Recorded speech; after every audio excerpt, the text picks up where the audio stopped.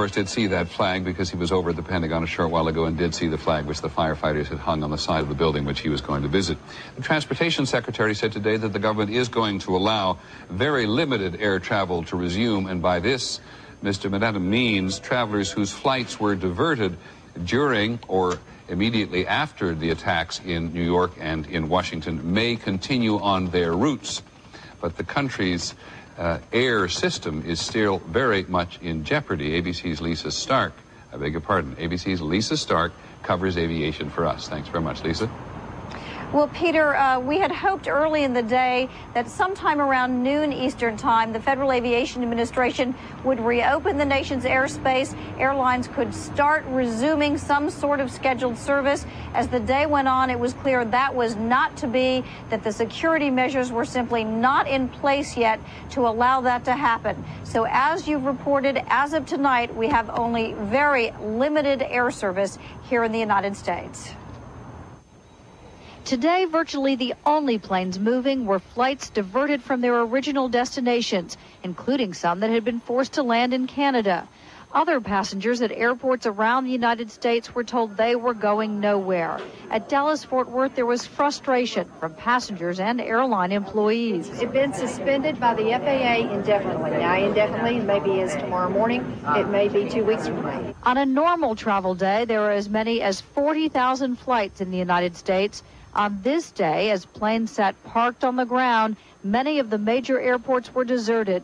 This was Los Angeles International. At Washington's National Airport, passengers were escorted in to collect luggage they had not been able to get yesterday. The delay in resuming air travel is due to stringent new security measures that airports and airlines must first put in place. They include an explosives check before airports reopen, no curbside check-in, ticketed passengers only allowed at the gates, a ban on all knives on planes, and planes will be thoroughly searched before passengers are allowed on board. I know that all Americans want us to move as quickly and prudently as possible to return our national airspace system to normal, and we will, as soon as we can do so safely. No doubt these security measures will lead to significant delays. Passengers will notice more uniformed officers, random identification checks, and restrictions on vehicles near the airport. It's inconvenient, but nothing compared to what people in the East have gone through. So you gotta do what you gotta do. I think everybody will embrace whatever new security mechanisms are put in place with a lot of welcome over the next month or two. But then they're going to get tired of it. One airline told us it could be weeks before the air transportation system is truly up and running.